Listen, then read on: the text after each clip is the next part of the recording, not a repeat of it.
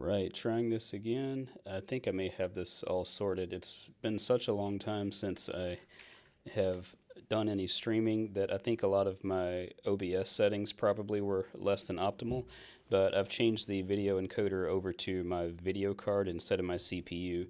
When I was trying to stream the first time, the CPU was handling everything and the CPU spiked up to like almost 100%. Looking at it now, I'm doing the same thing as I was before, but it's only at like 1% on the CPU. So hopefully this is a bit better than it was last time.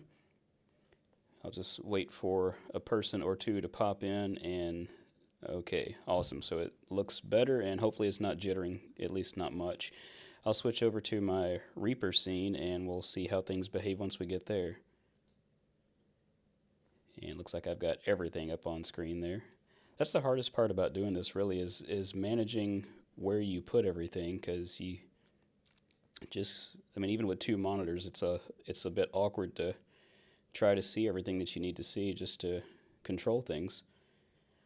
All right, awesome, thank you. So, as I said, it's been a long time since I've streamed. I've not really even done a video for the channel in dang near a month. I have done a couple of things that were a bit of commercial work. There was a video that had me playing guitar for a local rock and roll sushi commercial, and I also recently did a video that I produced myself for Sentient Symbols, and I'm kind of proud of that. They actually had me in one of their commercials that they showed at the Shanghai Music Fest this past week. And they did a bit of a tour of the factory, just kind of showed how the cymbals were made, and they were showing some of their artists. But that's neither here nor there. The main thing about why I've not been doing much for the channel lately has just been I've been busy with work and with life in general, and I'm hoping to try to start taking some more of my own time back and doing my own thing. It's a bit of a risk, but I'm hoping that within the next year or so I'll go back to being self-employed just because I really miss doing what I want to do. Call it selfish, call it what you will. At the risk of sounding like Kenny Joya, the project I've got in front of me here is, what is this? The stream's current bit rate is lower than recommended. This is crazy. I really hope that, gosh, I feel like I need to change some settings in OBS again to make sure that I don't drop below the minimum bit rate. I'm going to go ahead and play a bit of audio, and you guys tell me if it sounds okay or not.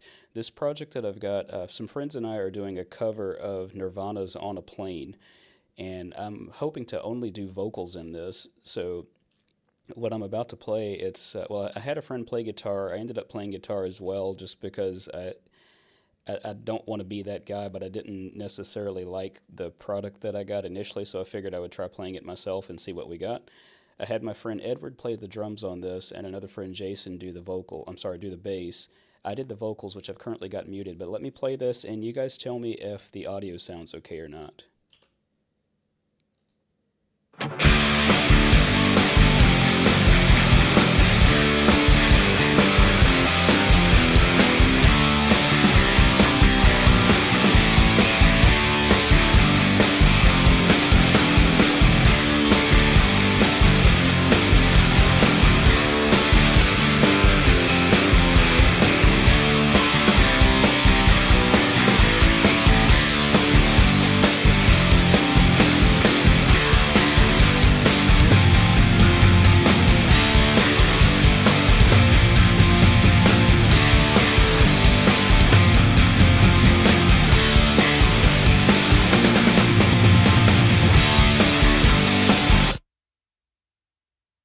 Alright, so the audio sounds decent. Do I need to turn it down a bit? Let me check my mastering on that. I've probably got a little bit of a boost going on here. Well, I've got no makeup gain there. I've got a little bit of makeup on the saturator. Okay, it's not clipping, which is what I was hoping for. I'll leave it alone for right now. I imagine it's probably a bit louder than my voice because I'm just quiet, but I can turn down the master here just a little bit. And all the drums that are on this, they are as recorded. I have not done any editing on this. And I think we did 2, maybe 3 takes. Okay, it looks like we did 4 takes.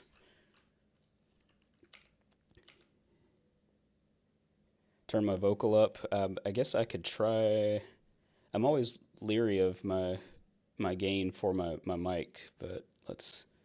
Of course, since I'm running with headphones and not through my speakers, I don't have to worry too much about this feeding back, which is my initial concern. Does that sound better? And my OBS level on the mic is fine. I suppose I could, and thank you guys for putting up with me on this. I'm going to hop into OBS, and looks like I've got a compressor on there, which I could probably loosen up on just a bit, and maybe add a bit more makeup gain in there, and just let me know how that's sounding. I'm pushing, oh, that the compressor's not even working, so maybe I just need to add another stage of gain in OBS, so I'll start to push it up a little bit here. Check, check, check, check. Hey, check. Hey, how's that? You guys let me know. Is that sounding better? Hey guys, let's see. So we've got Sam Jam, we've got Davi or Davy. I never know how to pronounce that. I think I like Davi. That sounds nice. And then we've got Andy and Ryan. I've got too many things to look at, so forgive me if I'm all over the place.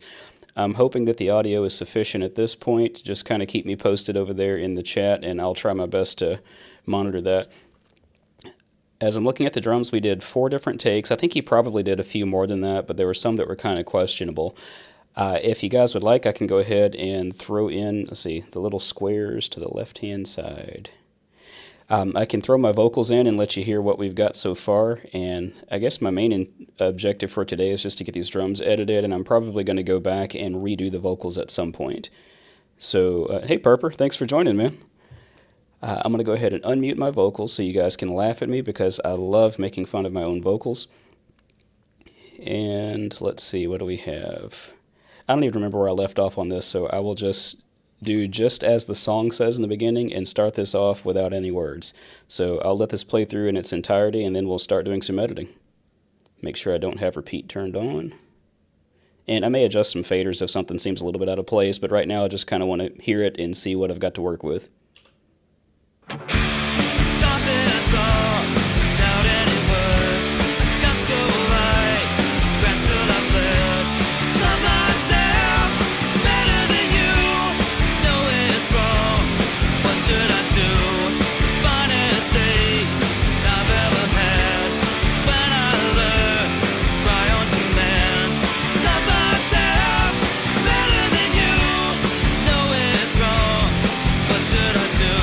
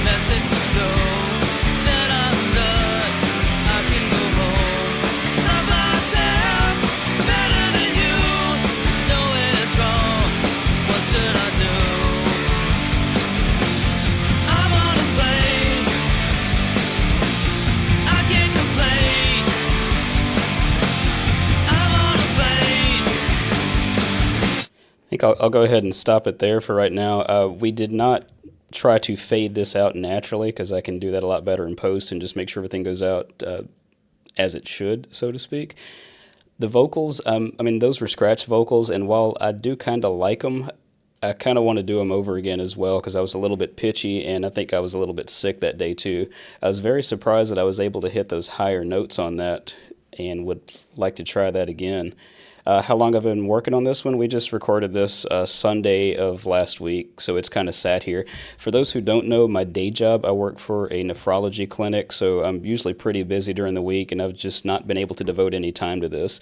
The current mix that you hear is just a rough mix from I spent maybe 15 minutes on it after we finished tracking the stuff, just so we could have something to kind of listen to throughout the week and see if we felt like we needed to go back and retrack anything. Excuse me. So I think what I'd like to do for today. Oh, hang on. Hey, Wayne. Good to see you, man. It's been a while. Any recommendations for a screen? Smaller. And forgive me for asking what's going to be a daft question. Let me change my camera here for just a sec. Wayne, if this sounds like a dumb question, I'm sorry, but when you say a screen, are you literally talking about just a monitor? Like a video monitor? What I'm using is a couple of 27-inch, let me get the model number for you here, which you can't see my screen now, so let me switch back. Assuming you're talking about video monitors, I'm using a couple of BenQ EL2870U, I think that's what it is. Let me get Firefox up here and see if we can find these guys. I think I got them from Amazon. And I cannot spell or type today, so let's try that.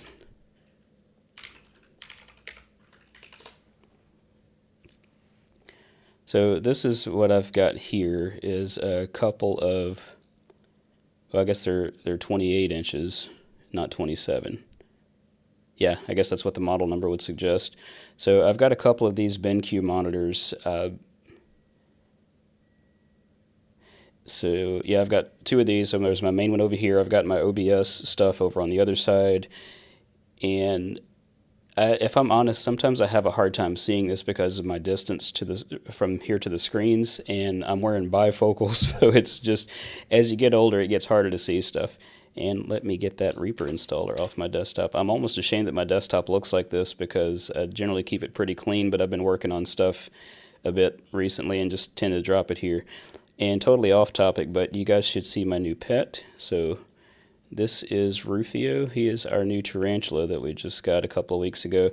This was my attempt at doing it. Well, that wasn't supposed to happen. Let me try that again. Where's Rufio? There he is. So that is my attempt at a macro shot, but he doesn't really like being touched just yet, so still kind of working on it. Any way to change the Reaper tooltips box color? That I am not sure. Let's hop back into Reaper and see if I can find an option for it. I would imagine there may be an option in the theme. What is it called? There is a theme element finder that you can use, and that's not what I was looking for. I think it may be under the theme tweaker. Show theme tweak configuration window, and in this I can filter for, let's see, tooltip, and I do not see anything for tooltip. Let me just try tip. So Aaron, I may be wrong about this, but I can't find anything looking through the theme development and tweaker with the word tip in it, so I'm assuming that you can't easily do that without either dipping into maybe some Walter code, or I would recommend maybe checking with a themer just to be on the safe side, because I have a feeling I'm probably wrong about that, since you can customize just about anything in Reaper. I'm going to have to rearrange some windows so I can better keep up with the chat session here. It's interesting, anytime that I do a stream, well, I say anytime, in most cases it's totally like spur of the moment and unplanned, and I'm always amazed that people even show up. I have a tendency to think that I've been forgotten about if I stay off of YouTube long enough. But let's take a listen to some of these drums and do a little bit of comping and editing today. So I'm going to start by, I guess I'm on take 4 at the moment, so I'm going to need to turn off my grouping if I can remember how to do that. I think that's Alt-Shift-G. Yep, that did it. So one of the things that I want to do first before I start doing any real drum editing is making sure that each of my 4 takes are properly lined up. So I'm just going to spot check my room mics here on this take, zoom in a bit, and as I look at the aggregate waveform here on my room mics folder, it looks like I got fans. It looks like everything is fairly well lined up, and I don't really care if my close mic snare hit, for example, is dead on with the room mics. I know a lot of people like to line up absolutely everything, but I feel like that's pointless because it defies the laws of physics. Case in point, my room mics are way across the room from the drums, so it makes no sense logically that a waveform would reach those microphones at the exact same time as they reach the close mic because there's distance between them. But as long as the room mics are lined up pretty well with each other, I'm okay with that. Next up, I want to take a look at my overheads. And I grabbed the wrong thing. You can tell I've been out of the game for a little bit because I'm struggling just to use the computer now. And as I take a look at this, it looks like my overhead mic placement was dang near spot on. That's pretty good. If anything, I might just make sure my snapping is off. I might adjust this a little bit just to see. But that is so close that I don't care to worry about it because it's the same thing. Even though I don't measure my overheads like a lot of people do. I did in the past where I would make sure that it's exactly the same amount of inches away from the center on both the left and right or whatever you want to call it. My microphones, I label them as overhead hat and overhead right instead of left or right, because if I am sending something to somebody else, left and right can differ depending on whether the drummer is left or right-handed, and if someone also wants to do drummer's perspective or audience perspective, I want to make sure that I haven't named things in a way that may cause somebody else to cringe. Let's take a look. Now I need to check my snares. Oh, and I've actually not put these in a folder, which is unlike me. So I'm going to take my snare top and bottoms and put those in a folder.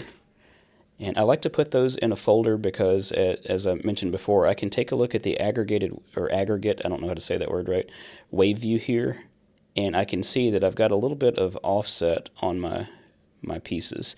Now here is where my snare hit was in the overheads, and here is where it is on the close mic. My top and bottom are a bit out of alignment. So I will move my bottom. Now, I do remember that this day I made a serious mistake and did not place my snare bottom mic because I had just gotten back from a gig and threw things together kind of quickly. And I can also see here that, well, let's see, maybe that's right if I go that way. Let's take a listen to these snares and find out.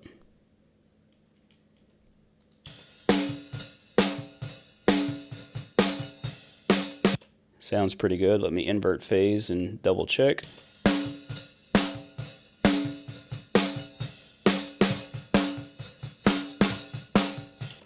I don't think I hear enough of a difference one way or the other for that to matter, so I'll leave that alone. And I think that may be all right. Let me just take a listen to the drums in solo and hear what we got.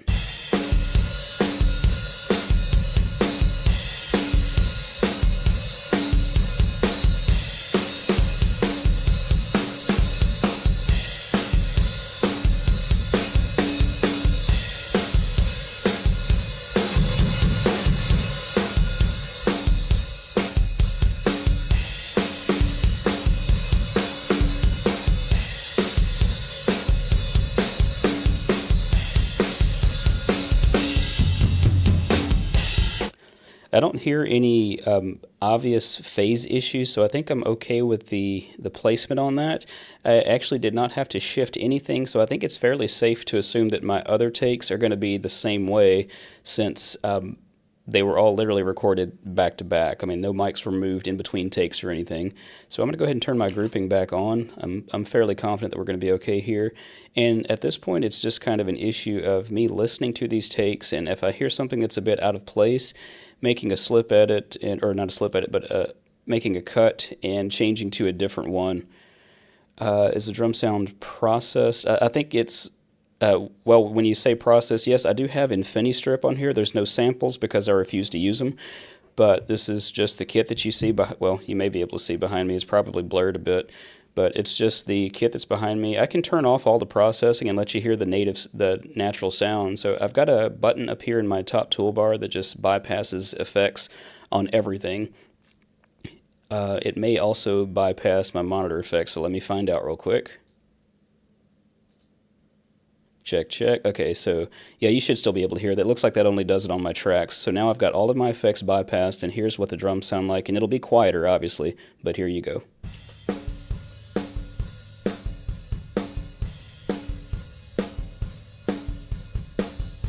And I'll turn them back on.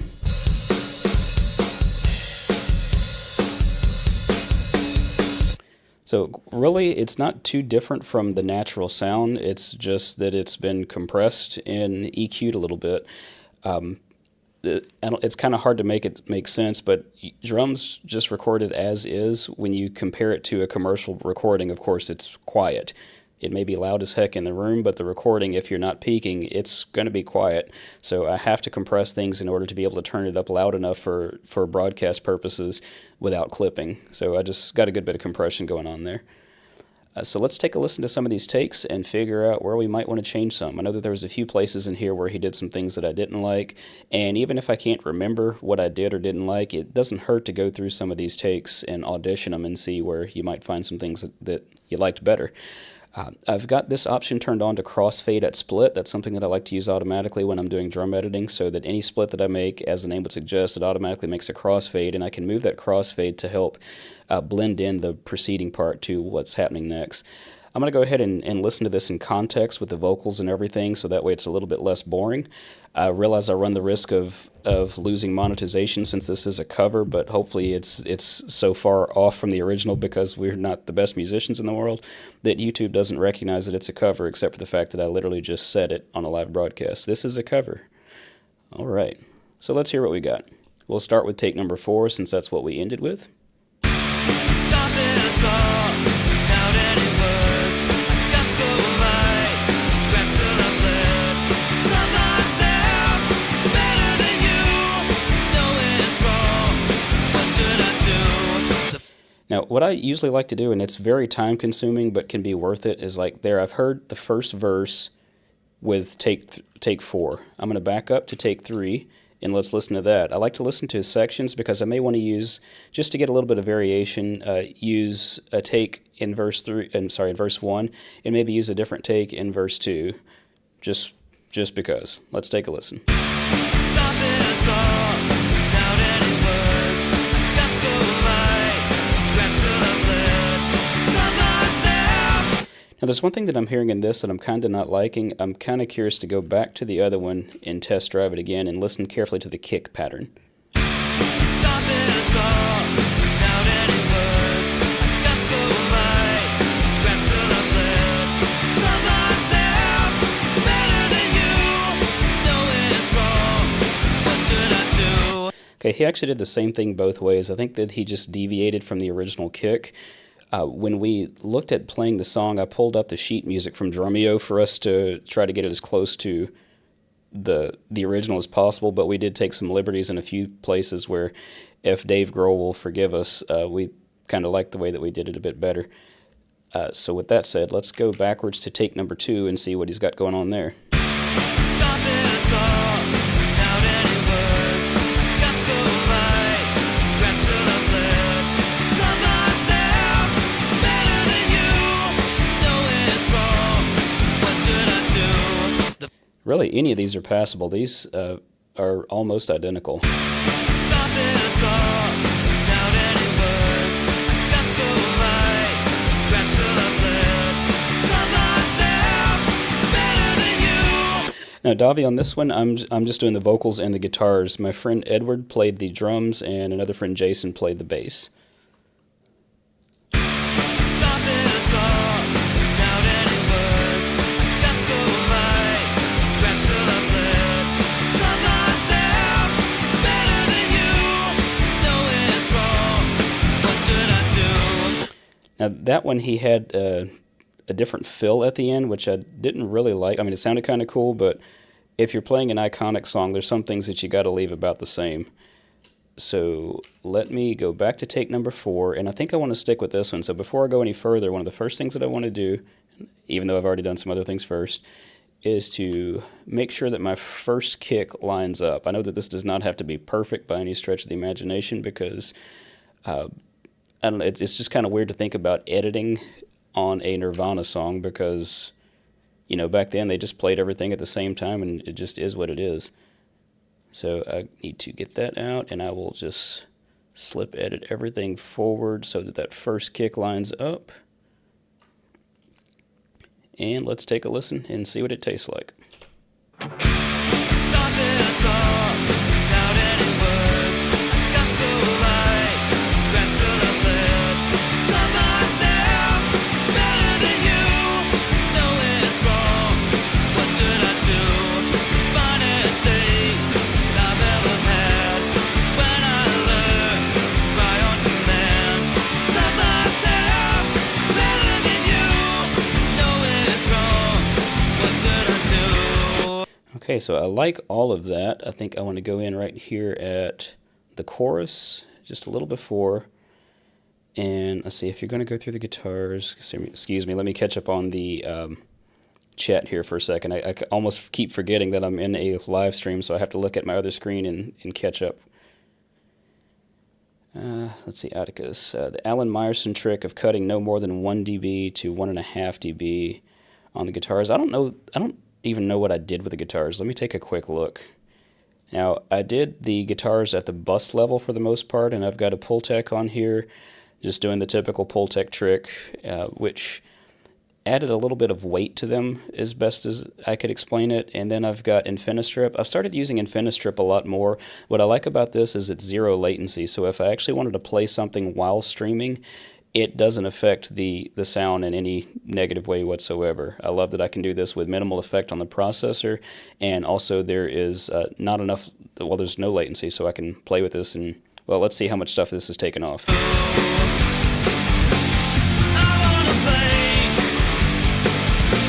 So I'm just barely kissing the needle with a VCA compressor on the guitars.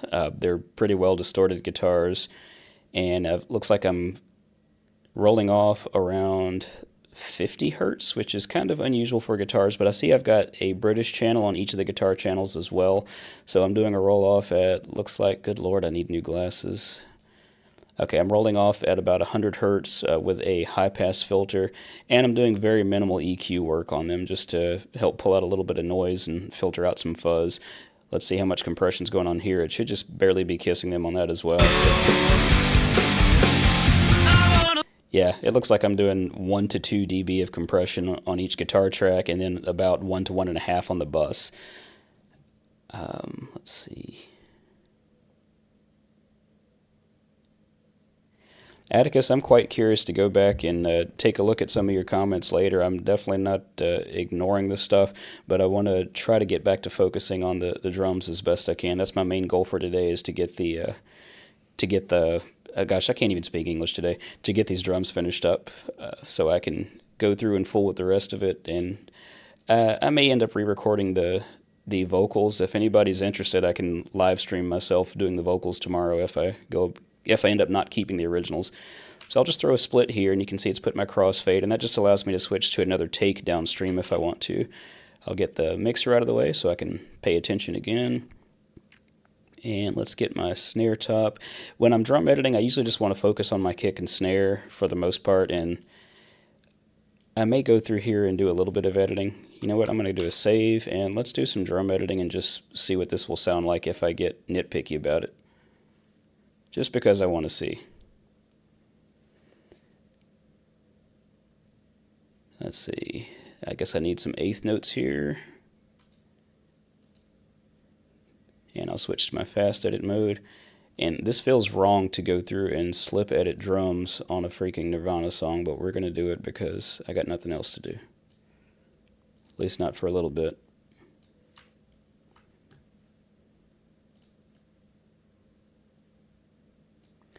And these are not that far off, so it shouldn't be that big of a deal. I think I'm just going to get the one on that one. I'm just curious to hear how different this will sound with the slip editing. I presume it's not going to be that bad. When I was recording the vocals, I had the drums on, but I also had the metronome, and I kept feeling like there was a bit of push-pull that made it difficult for me to make the spacing of my vocals just right, and this may explain it, and it's just a little bit of timing on the drums. And that's not a stab at Edward at all. He's a fantastic drummer. It's just that very few people are going to be dead on a grid, and they really shouldn't be, but unfortunately we didn't record this all together. So, you know, if everything else was recorded to the metronome, unfortunately I've got to get the drums kind of lined up as well. When I did the guitars and stuff on this, all I had was I just did some MIDI drums. I didn't want to sit and record it myself because I knew I was going to have a friend come in and record the drums, but I didn't want to just sit here and record stuff to a metronome, so I threw something together real quick with, I think I may have used Superior Drummer or Steven Slate. I don't know, I used something, but of course I ended up not using that because I'd rather use live drums. It was very handy to have that for the sake of recording, though, just to give a little bit of a feel. That looks like that's probably a 16th note pickup, probably on the Love Myself Better Than You part, so let's take a quick listen. Switch back to my normal edit mode. Yeah, that's exactly what that is. Which, if I want to get really on it, I can pull up my 16th notes like that and continue butchering what was a great song just a few minutes ago.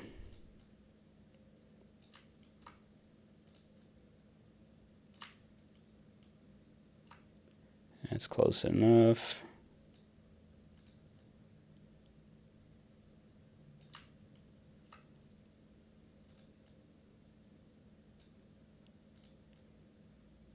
Totally off topic, but it's kind of hard to believe that it is almost Christmas. We've got, what, 11 weeks? Jim X, welcome aboard. If you are just tuning in, I'm just kind of going through a cover some friends and I are working on for On a Plane by Nirvana. And I'm test driving, lining up the drums on this first and second verse just to see if it sounds better or worse. The guitars and the bass were recorded with MIDI drums and a metronome going, and then I had a friend to record live drums, and the timing was not bad. It actually feels pretty good, but it's just a little bit off, and I think may have kind of caused me to butcher the vocals a bit. So I'm just trying to line these up, and I want to see what it sounds like. And if it stinks, then no big deal. I'll just nuke it and go back to the way it was before, because quite honestly, it felt good. But in order to satisfy YouTube, you got to have content, and the best way to have content is to do something unnecessary for a long time. That way we've got some length. All right, so let's go back to the beginning and see how this sounds after editing, for better or for worse. Stop this off without any words. I got so right, scratched till I live. Love myself better than you. Know it's wrong, so what should I do? Finest. It actually sounds fine to me, so I'll probably go ahead and edit the rest of it, but we can finish up the comp first and make sure which parts we want. His timing, I mean, it's only a matter of milliseconds that things are off, so, you know, whatever timing adjustments I make are going to be so minimal that, and it should still preserve a human feel. For those who are not familiar with how I edit drums, I don't really go through and edit every single hit. I try to edit in as large of a group as possible, because the drummer is typically in time with him or herself, but maybe off the grid just a little bit. And since I've got everything grouped, like my drums are grouped at the track level, so any edit that I make on one affects all of them. Let's take a listen to this next section and see what it sounds like. We'll figure out which take we want to keep there. Just for the sake of argument, let's go back to take number 3 on this. Make sure that our first kick is lined up, because whenever you start working with other takes, particularly with drums, you got to make sure that you're starting pretty clean. And that looks good. So let's see how that bleeds over into the next take. What should I do? Finest day I've ever had is when I learned to cry on command. Love myself. Had a definite timing issue right in there, and it may have been me on the vocals, but let's find out. Cry on command. Love myself better than you. Know it's wrong. So what should I do? I think it was just a rushed snare hit. Let me get back to focus on these two, and we'll go back a bit and check out. Let's try take number 4 again, because I think if I recall take number 3, he did something weird at the end of that I did not like. And yeah, no human drummer is 100% on time, most definitely. We got some that are really close, but. Should I do? Finest day I've should I do? Finest day I've ever had. It's when I learned to cry on command. Love myself better than you. Know it's wrong. So what should I do? I wanna play. I can't complain. I wanna play. That's sounding pretty good, and I love that right here, that kick that I have not touched ends or starts dead on the beat. So on occasion, we are 100%. Whoops, messed that up. I forgot to turn my crossfade back on. Not that I need it, but just in case I change takes. Looks like I need to add something back to my normal edit script to turn crossfade on split back on. It looks like I've got that turned off. Probably going to end up just sticking with take 4 across this whole thing. Let's listen back to that chorus. What should I do? I wanna play. I can't complain. I wanna play. And you know, Atticus, you are absolutely right. I mean, I definitely prefer things naturally, but where the difficulty comes is the fact that these days, in most cases, you don't have the luxury of recording a full band all at the same time. And since we're not all recording at the same time, you almost have to end up going back doing this stuff. I mean, if we all recorded at the same time and we're able to actually feel and feed off of each other in the moment, that ebb and flow is totally fine. Just like if you were to listen to an old AC/DC album, for example, the tempo fluctuates a lot on every single song, but the difference is the tempo fluctuated across all members at the same time, and it was quite literally natural. They were just feeding off of each other and going with it. But these days, when you come in and one person records at a time, you got to have something to glue them together. I do long for the day to where I can record like a band all at the same time. I've got 24 ins and outs in the room to do it, but a lot of people, quite frankly, aren't prepared to record like that anymore, and it's kind of a sad state of affairs, but that's neither here nor there. I'm starting to sound like an old grumpy man, which I am. What should I do? I wanna play.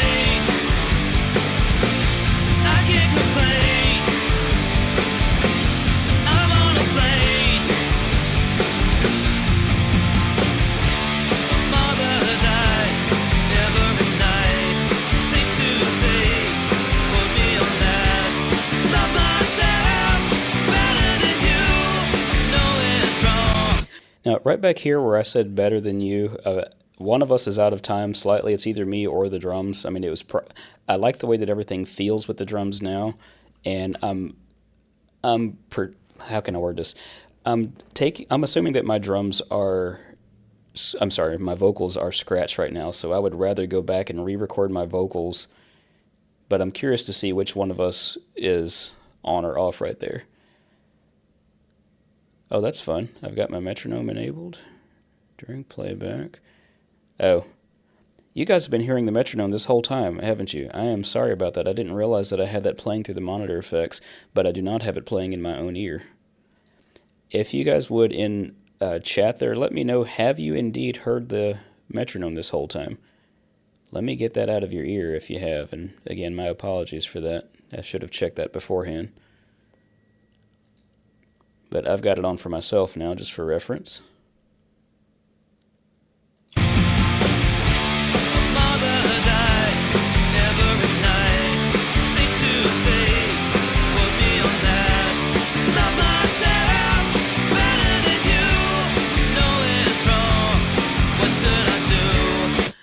Yeah, I think I actually rushed the vocals there a bit. So, oh, you didn't hear any metronome? Okay. I was checking the Met here, and it was marked to play the metronome through the monitor effects, so I thought it may have accidentally been going out. I'm glad it didn't. What should I do? Backseat you got, black belt again. Got to put all those of gold. Love myself better than you. Know it's wrong. So what should I do? Take a listen to my room mics here.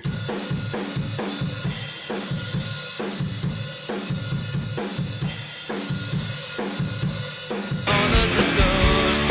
Love myself better than you. Know it's wrong. So what should I do? I think probably about the only thing that I'm going to be a stickler on for this is making sure that my downbeats are good at the beginning of each section. And like this here, it is barely off. Not even enough to matter, but since I'm in here for the sake of education, I'll slip edit that just a hair. Everything else, I mean, even though they're not on the grid, it just feels good. But this song naturally has a bit of a lazy feel to it, so I think it's fine, and I'm just going to leave it alone. It's wrong. So what should I do? I'm on a plane. Let's see here. It's wrong. So what should I do? I'm on a plane. Couple of hits in here that I do think I want to give a little bit of attention to. It's wrong. So what should I do? I want to do a little bit right here. I'm on a plane.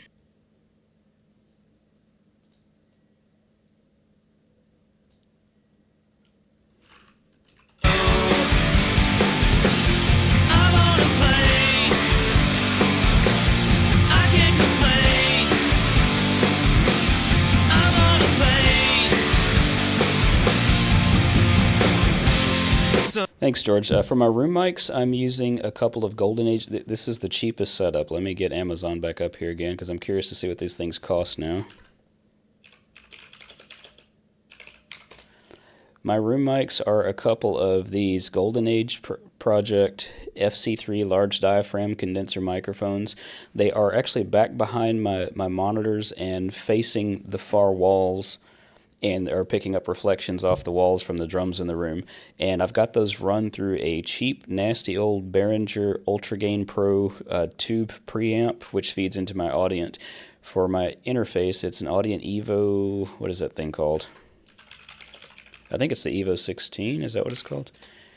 Yeah, I've got the Audient Evo 16 and two of the SP8s, which gives me 24 ins and 24 outs.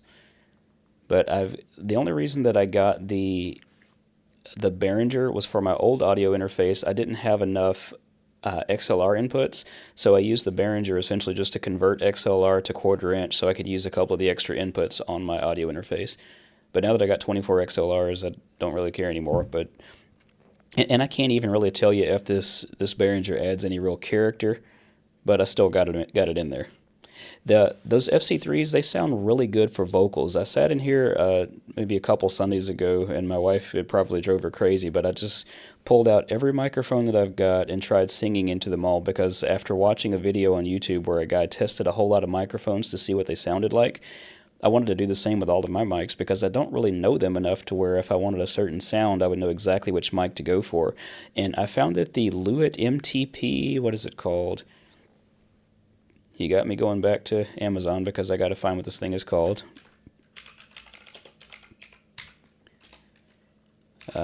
This guy right here, I absolutely love the sound of this mic. I mean, I've got some mics that cost $100 or less and some mics that cost more than I want to admit.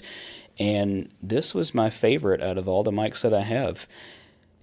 I think that it had a great natural sound for my voice. So what I'm speaking in now is just a Rode Pod mic, and it does okay-ish.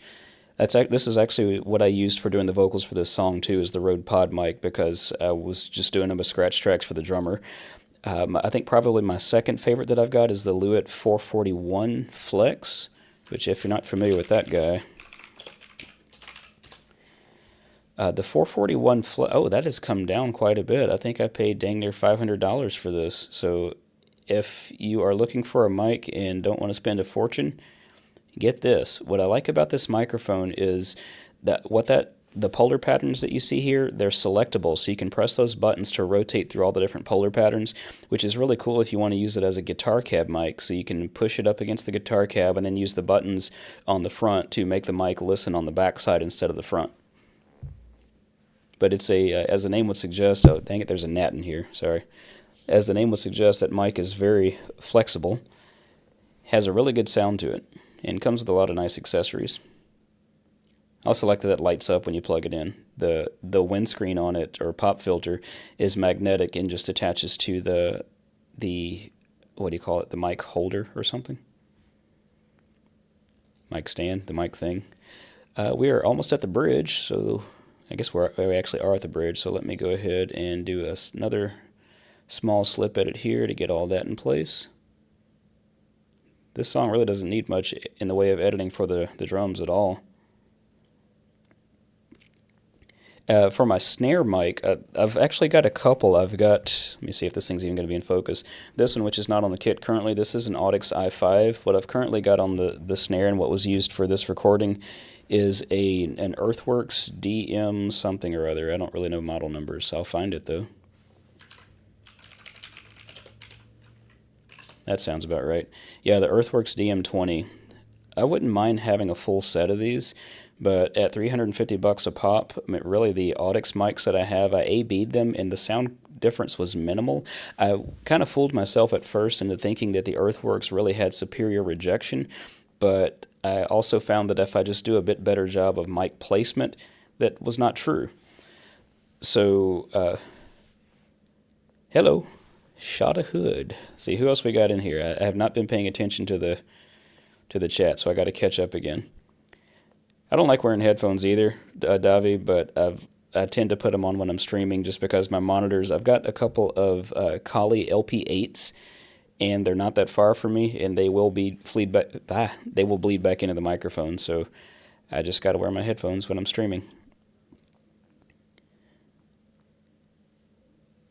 Thanks for hanging out for a bit there, Alan. It's good to see you. It's weird that you caught my stream, but I always have a hard time catching yours because of our time zone differences.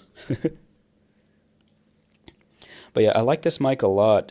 I think that the illusion of it having superior bleed rejection was mainly just because with this gooseneck, which is a very rigid gooseneck, I might add, it was just easier to place it exactly where you wanted it. And with the capsule being so small, I guess that also leads to being able to place it a lot easier. The i5, when I've got it on this stand, which let me change my camera here for a second. When I've got the i5 on this stand, I mean, I've got a little bit of versatility with placement. I mean, I can take this gooseneck out and move it up and down and everything, but it's ultimately a large mic, and it's just a little bit difficult to place it as compared to the DM20.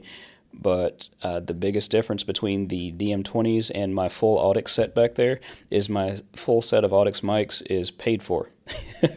Now, my Earthworks mic is paid for as well, but I don't want to spend, I would need 3 more of these for each of my toms, and I don't want to spend dang near another $1,000 on microphones when the ones that I have sound fine.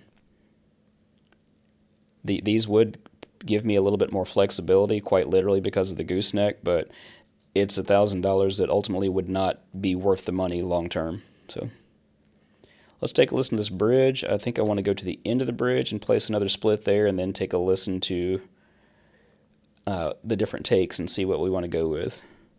Let me switch out of my editing mode just to make sure that I don't accidentally start making some splits, and we'll take a listen to this bridge. Somewhere I have heard this before. In a dream, my memory is stored. As a phantom moon and space. What the hell am I trying to say? Now, the only thing that I don't like about that, quite frankly, is that he hit that hat at the end. So I am kind of curious to take a listen to the other takes towards the end here. So let's take a listen to 3. I don't like that one. That sounds like that's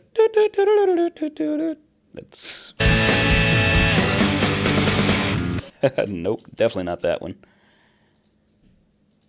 Let's try take number 2. That one wins. So let's go take 4 up until this point. Turn my crossfades back on. Make sure this lines up. That looks good. And, oh wait, I wanted to do take 2 on this part. That's what it was. And yeah, there's probably a lot of stuff that's competing with vocals right now, but I'm going to redo the vocals anyway, and this isn't the final mix by far. So I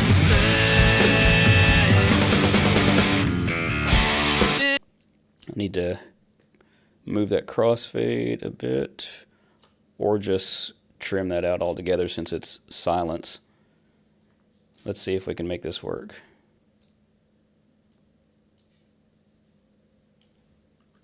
I think that works. Let's go back to the beginning of the bridge and see what we got. I want to take that back just a little bit further and hear the chorus as it goes into the bridge. I'm on a plane somewhere where I've never this before. In a dream, my memory stored. As a phantom new to display. What the hell am I trying to say? That sounds pretty good. I want to go back through this and just make sure that my downbeats on each of the sections are in time. I hear a little bit of an ebb there that sounds kind of wacky. And note to self for when I go back and watch the stream for myself, hey Mike, next time you stream, adjust the settings in OBS to make sure that if you're doing variable on the bit rate, that you make sure that the lower end is much higher than 2500K, because I keep getting this warning in YouTube. I'm going to assume that the sound and video are okay on your side, or at least I hope it is. So let's see, we'll check these different sections. And it's kind of nitpicky, but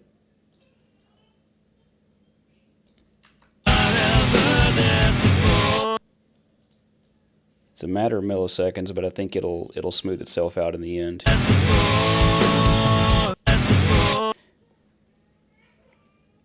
And Atticus, don't get me wrong, I value the comment, but you also got to realize that this mix is not done. If I were, I'll put it like this: if I were editing drums after the mix is done, I'm doing it wrong. So the mix at this stage is quite literally just a rough mix that was done immediately after tracking, just so we've got something we can listen to. So.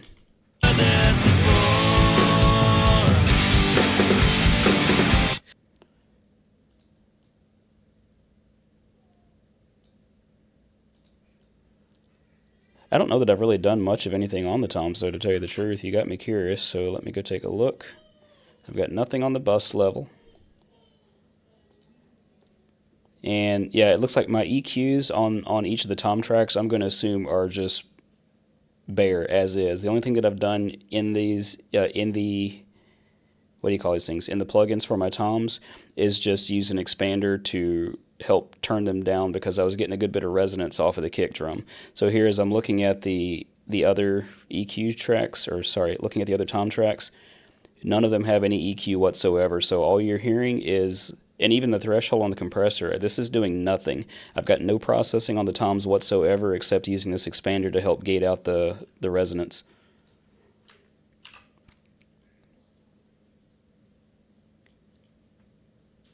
So yeah, there's definitely a little bit of mud in there. And as you can see, I'm not doing a lot to these drums, just making sure that the kick, like the downbeat of the beginning of each section, is right on there, because the rest of it's sounding pretty good to me.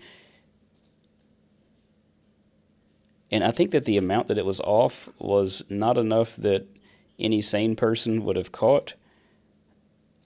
But I think I'm probably just overly sensitive to it.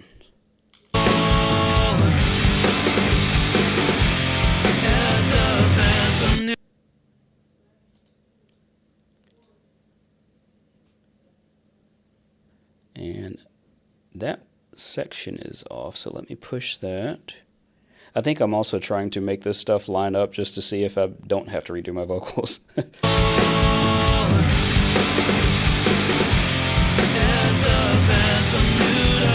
Nope, I'm still going to have to either redo my vocals or possibly slip edit them too.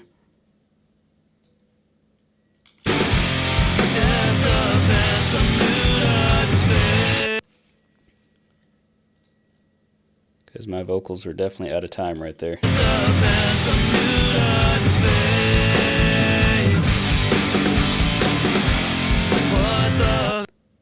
Interesting.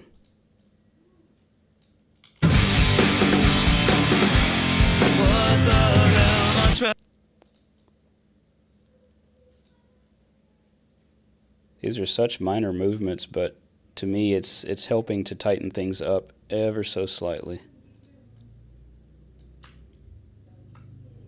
And since those 16th note snares at the end are naturally pretty much dead on, I want to make sure that everything leading up to them is pretty tight too, to help sell it.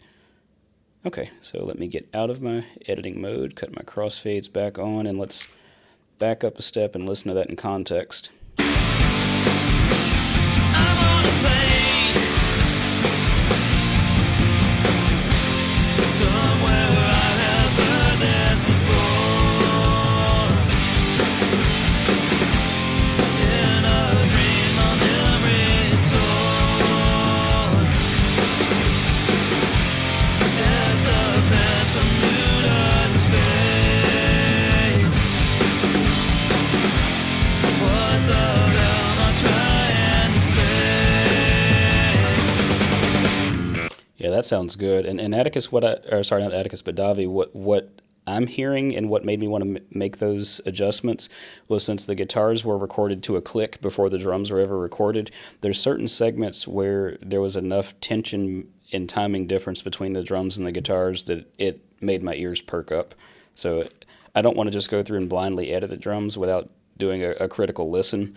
And in that case, it caught my attention, so I felt like I needed to move it. Let's see what we got left, and we may have a done song, or done enough for right now. It's now time to make it unfair, to write all lines don't make sense. I'm feeling like I rolled off too much low end on the kick now. I thought it was, well, then again, I'm listening on these headphones, which I'm not intimately familiar with, so I'm not going to make any EQ choices right now.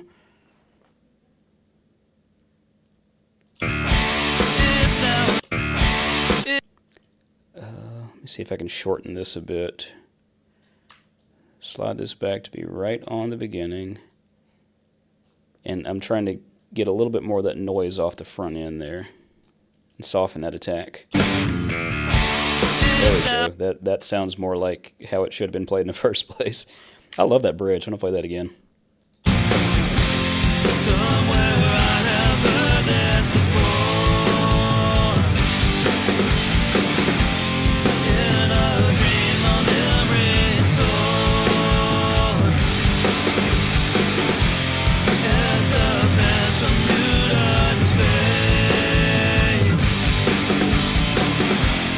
What the hell am I trying to say? Mike, your guitars sound amazing. What plugin did you use? I'm glad you've asked. For the guitars on this, I used Audio Assault's Amp Locker. And Audio Assault, I like them a lot, mainly because they put out some pretty good, high-quality plugins that don't cost much of anything. And what they're doing is moving to a more unified plugin like this. And with Amp Locker, you'll have access to all your different models. Now, it's still a work in progress, so everything that they make is not in here currently, but they're getting them added in. But if you download Amp Locker, this Prestige 1959 is free, so you can use that completely free of charge. And you've got access to a handful of plugins, not plugins, what do you call these things? Pedals for free. Some of these are paid, so they're in demo mode. And you've got a few cabs, and the cabs are 3D, so you can, well, they call them 3D, but you can take the microphone and move it around to any of the speakers. The speakers do have a slight different sound to them. You can change the distance from the cab. You can bring in more of the room, high pass and low pass. And you can blend between two different cab models. You've got different microphones that are available as well. And then you've also got an outboard effects section where you can add stuff like rack type effects after the fact. But I definitely like this Prestige amp. If I go back to that bridge, because I really love the bridge on this song, and just listen to my first guitar here.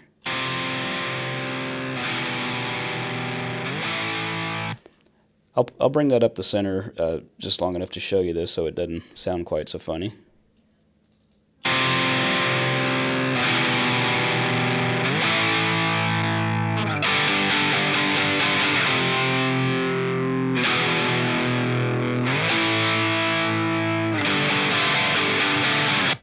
I'll move that back over to the left, and let's see what I did for my other guitar.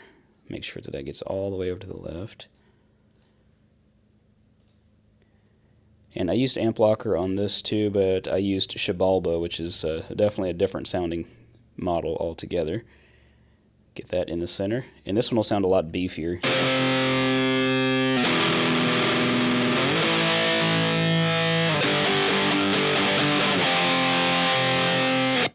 And if I blend those two together, make sure that stays, and just solo the guitars bus.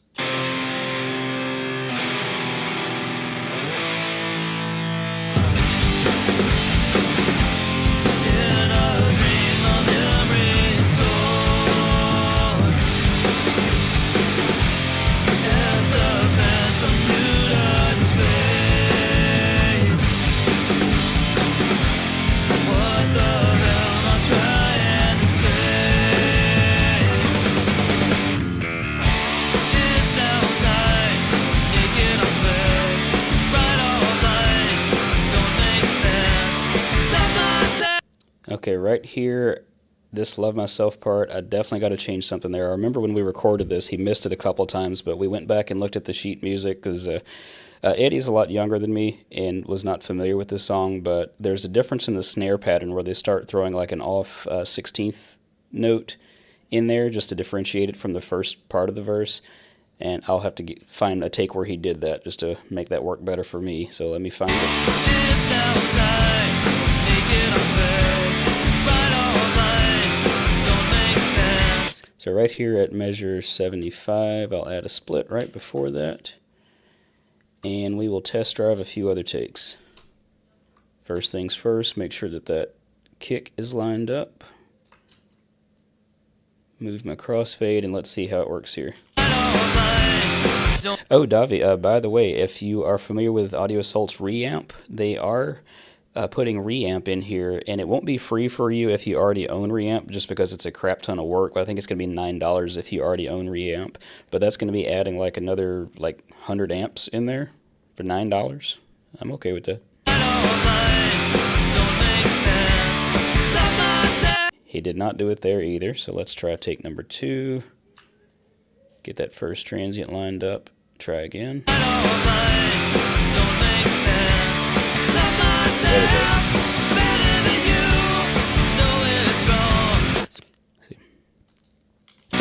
we go. Let me try switching back to the 4th take here, because that's all that I really needed was that snare hit. That was my main thing. So.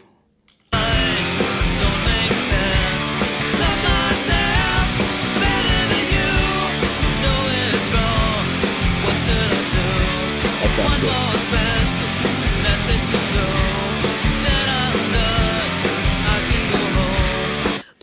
Good Lord, I was really sharp on that word go. That was bad. One more special message to go. Then I'm done. I can go home. Love myself better than you. I do want to go back and fix the snare hit there because it bothered me. So let's see if I can find it.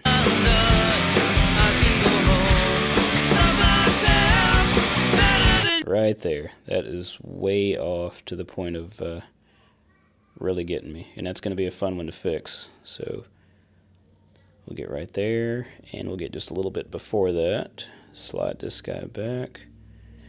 But you can see we've introduced a little bit of the other side, so I've got to get this crossfade and hope that that sounds pretty transparent. So let's see what we got.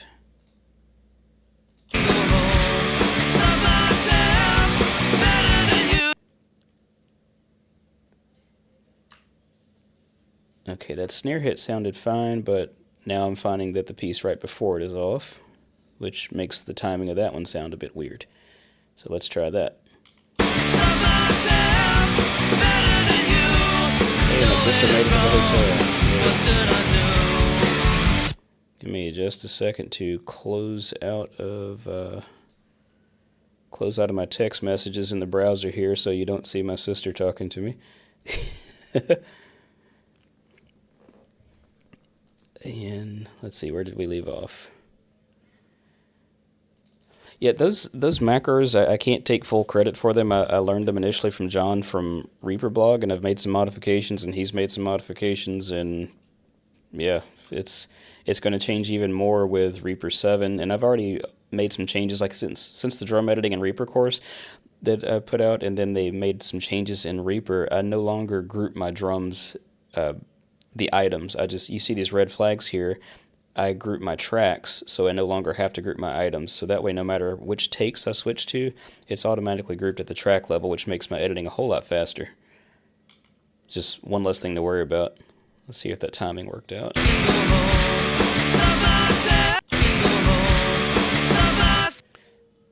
Timing on this one's a bit off too, just to the point of bothering me. So... Hey Sam, thanks for stopping by, and my apologies for not paying that much attention to the chat. I've got to start doing this more often so I can get used to the workflow, you know, and being able to watch that chat over there while doing what I came here to do. I think there's been a few times where I would either have my wife in here with me monitoring the chat so she can flag me down if there was a question or something, or I may have had a tablet or a cell phone or something sitting up here in front of me that I could see a bit better than this screen that's way over there.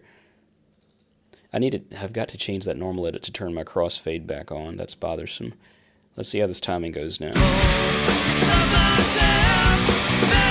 That sounds a lot better to me there. It doesn't make my ears bleed.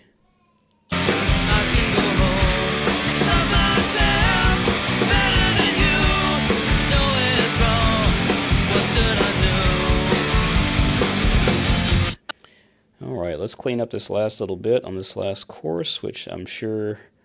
Well, actually, I don't want to clean anything yet, because I know that he did a couple of things here in the outro different each time, so I may want to switch to some different takes. Let's get that first transient in line, and what I'll do is go ahead to each of the 4 takes and line up the first transient on all of them. That way, if I do switch to one, it should be a bit closer to in time.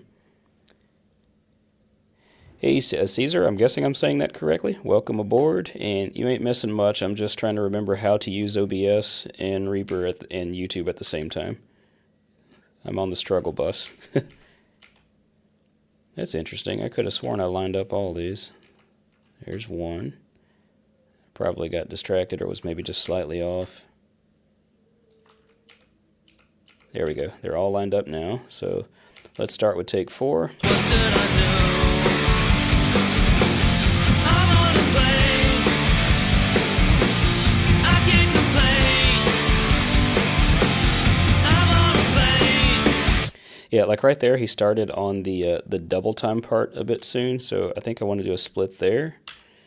And let's test drive a different take, because right here he's still with kick on the 1, so we'll just see how that sounds. I'm on a plane. I can't complain. I kind of dig that with the toms there and no snare, but let's see what number 1 sounded like, or number 2 rather. I'm on a plane.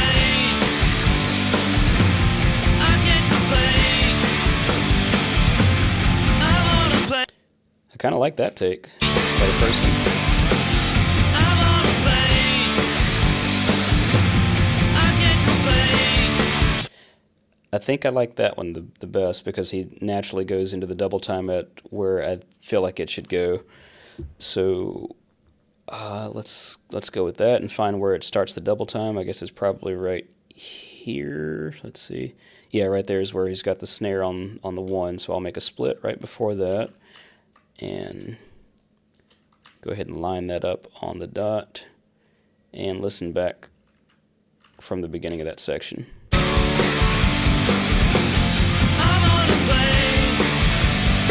Hey George, if you are a total beginner, I highly recommend watching all of Kenny Joya from Reaper Mania's videos. He's got the ones that are right there on the Reaper webpage.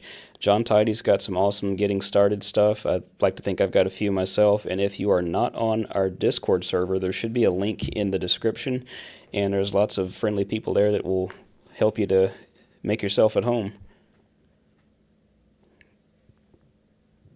So George, did you use something else before Reaper, or is Reaper your first? I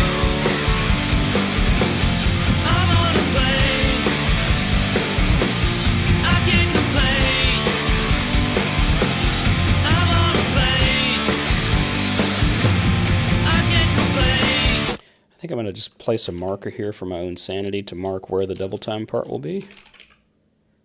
If I can spell. Dang dyslexia. And that is now a little bit out of order, so I'm going to go to my extensions and marker utilities and reorder my marker IDs just to be sure that goes in line. Heck yeah. Yeah, be sure to check out Reaper Blog if you've not subscribed to him. John has got some fantastic content, and John is actually who initially taught me how to edit drums. My first experience with drum editing in Reaper, I hired John to edit the drums from a recording for my band, and requested that he video it and show me how he did it so I could learn.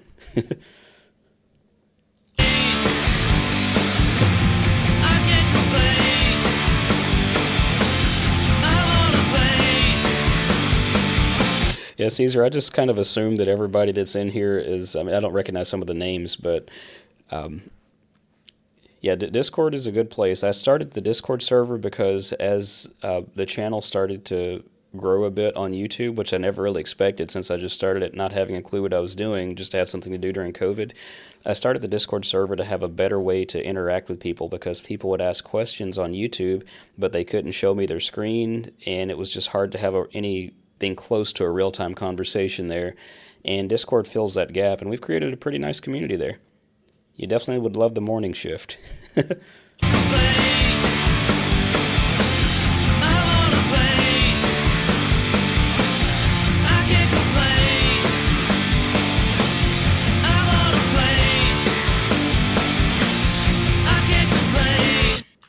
Yeah, I think I like this double time feel throughout the rest of the song. I think that's how it is on the album. I'll have to go back and check, but just want to line up a couple of little things and keep going.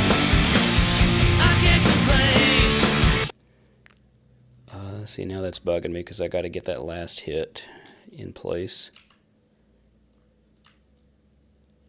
Whoops, didn't mean to grab 2 sections at once. Let's see. Ew, got some messiness there. Let's try another take.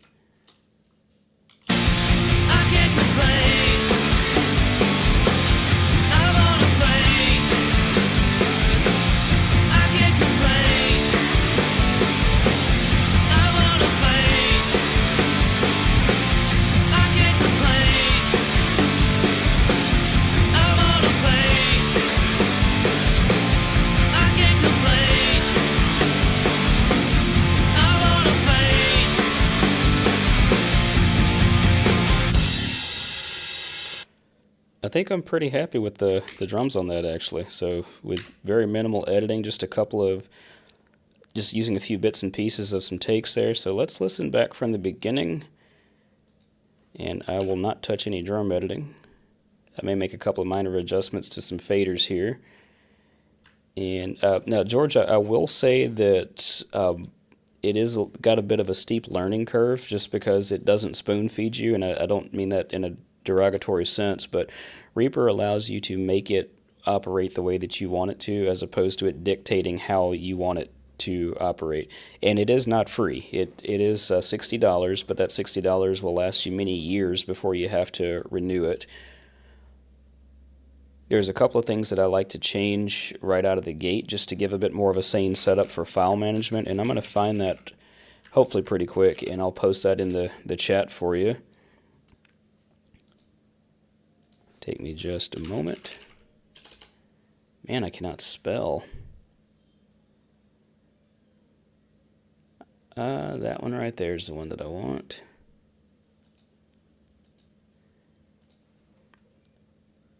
So, George, if you are a student, this is a video I'd like for you to check out. It just shows some of the defaults that I change in Reaper. The biggest one is for the automatic backups and also how my files are arranged. So if I go to my Reaper projects folder and I'll hop into 2023, the Dad Rec project, there's On a Plane. So this is the project that I'm currently in. There is my project file. There is the one level of backup. I've got my automatic backups folder, which makes a time-stamped backup. I think I've got it set for every 6 minutes if I'm not recording.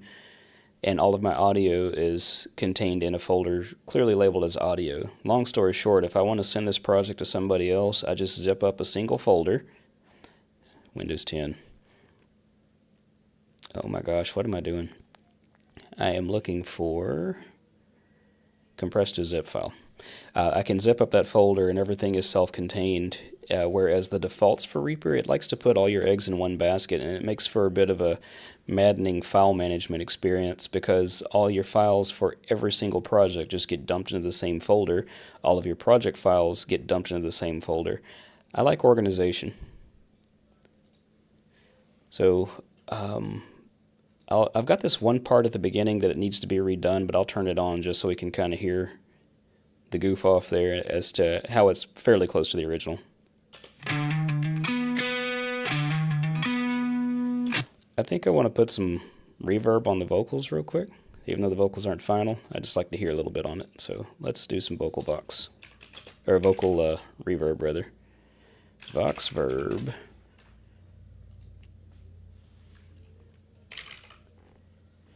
And the dyslexia is strong today. There we go. Plate. Let's try rev. Plate 140. And this one can be a little bit CPU intensive, but we'll live. Let me collapse my drums. And I'm just going to send both my vocals there. We'll make this 100% wet. We'll make this big enough for me to be able to see with my old eyes. And I'm just going to pick something at random and I'll start to mix it in here.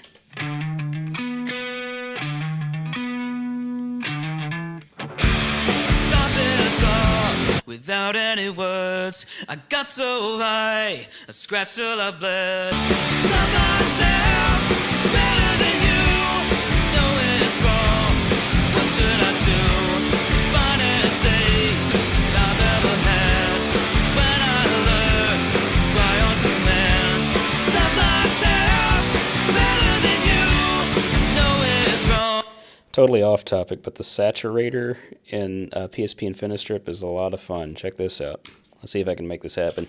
I start this off without any words. I got so high, I scratched till I bled. Love myself better than you.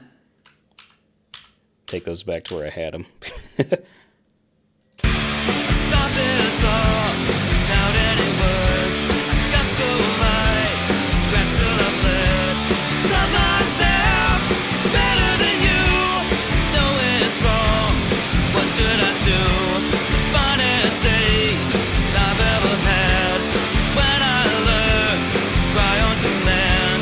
Love myself better than you. Know it's wrong, so what should I do?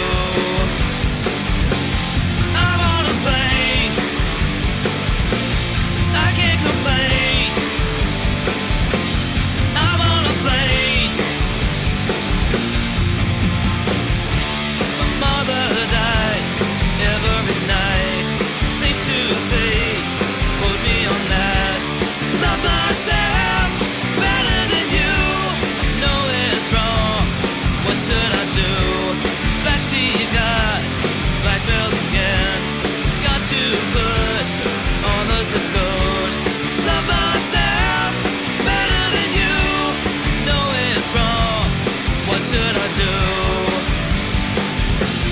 I wanna play. I can't complain. I wanna play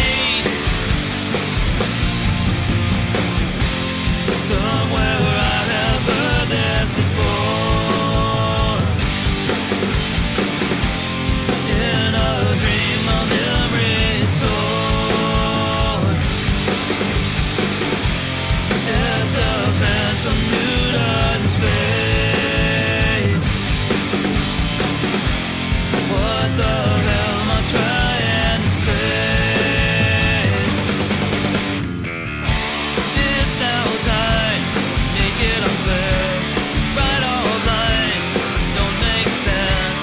Love myself better than you. Know it's wrong, so what should I do? One more special message to go. Then I'm done, I can go home. Love myself better than you. Know it's wrong, so what should I do? I wanna play. I can't complain. I wanna play. I can't complain. I wanna play. I can't complain. I wanna play. I can't complain. I wanna play. I can't complain. I wanna play. I can't complain. I wanna play. I can't complain. I wanna play.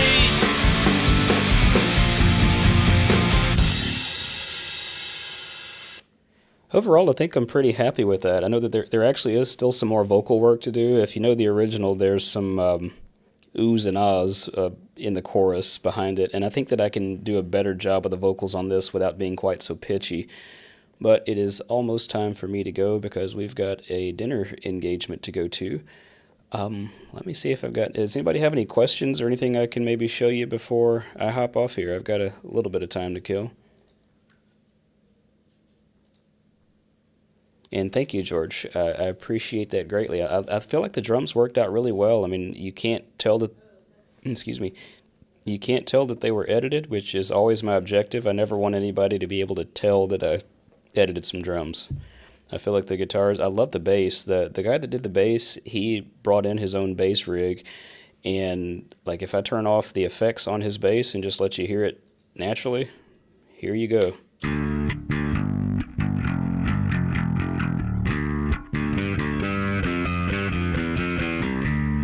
So about all that I did with the plug-in is I did nothing with the EQ. It looks like I did a bit of low-end roll-off just to make sure that the bass doesn't compete with the kick drum. Gave it a couple of dB of gain and a little bit of drive, so some preamp saturation and a little bit of compression.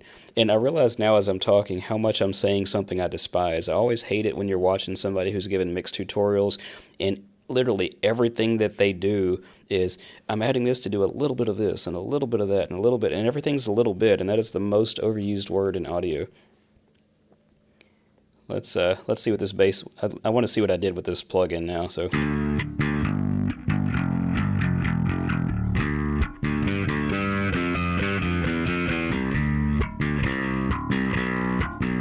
Very little, just rolling off some sub-frequencies and, like I said before, adding a bit of drive and saturation and compression just to make sure that it's leveled out and giving me a pretty consistent tone across the whole song. When I turn that on and off, there's almost no audible difference. I mean, it's just kind of controlling the levels.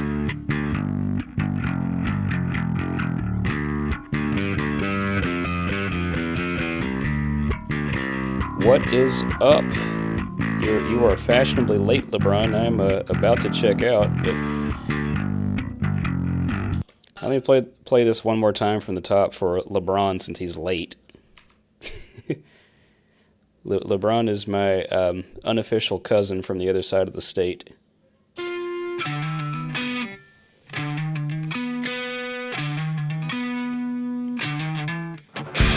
Start this off without any words. I got so light, scratched till I bled. Love myself better than you. Know it's wrong, so what should I do? The finest day I've ever had is when I learned to cry on command. Love myself better than you. Know it's wrong, so what should I do?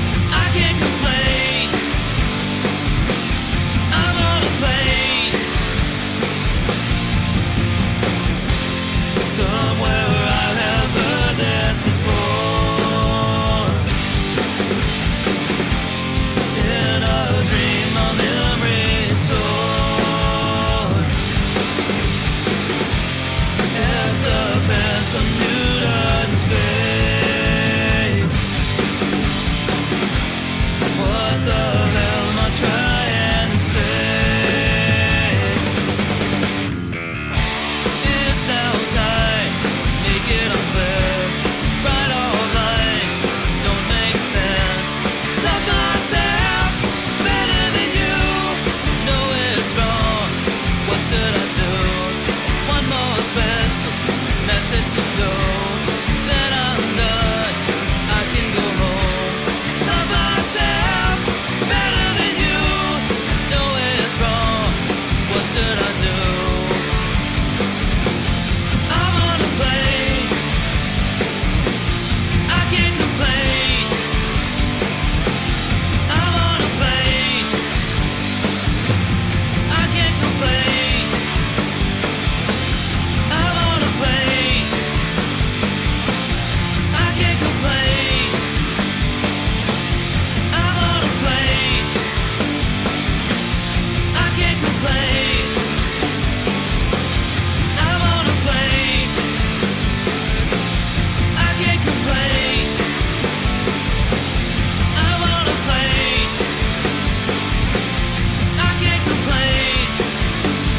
You get the idea. The rest of that song is pretty much the same. So let me show you this new toy real quick. Get the right screen up here. And, well, here's what I got. A black bag. Yay. Let me see if I can get this thing out of the case.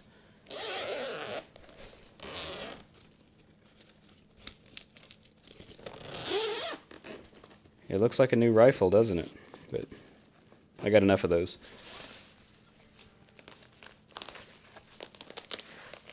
Come on. Come on. Watch me drop this and break it. Ah!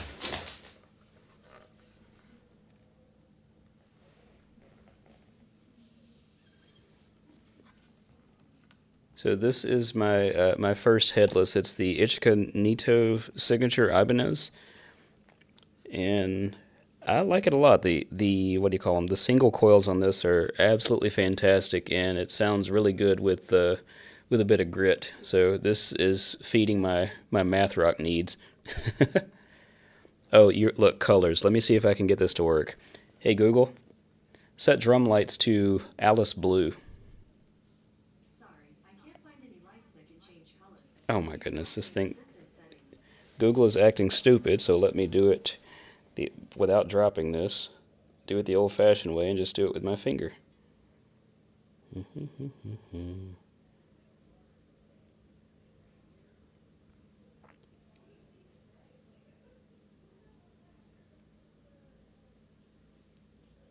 There's a blue one. And let's go for green on the other side. There. Now I got different colors. I don't know why Google's services have been acting kind of silly all day today. But anyway, yeah, that's the new toy. And I got one more new toy. Let me put this down and I'll show you the other. I'll just lay it in the floor like I'm not at all concerned about its well-being.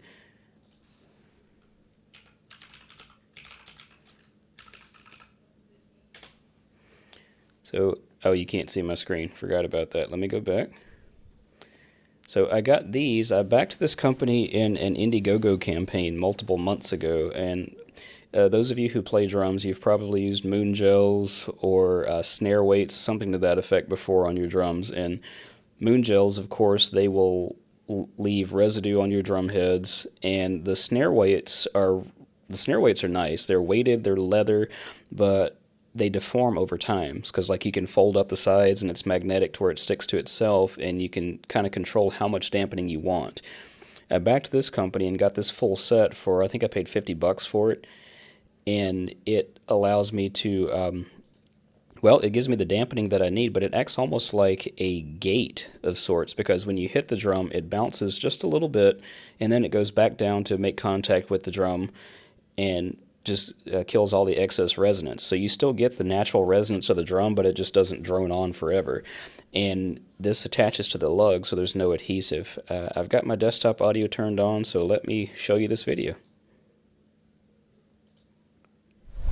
This is a 13x6 Bobinga snare drum. So beautiful. Now here's something you're gonna wanna unsee. This is what happens to those sticky gels we put on our drums to make them sound good. Gross. Don't our drums deserve better than this? Introducing Drops, a new collection of tone sculpting accessories that respect the drums as much as you do. They're designed by the creator of Mono, whose award-winning products are used by professional musicians all over the world. As drummers, we have a long history of putting random stuff on our drums to get the tone we're looking for. These solutions are fussy, sticky, and a pain to deal with.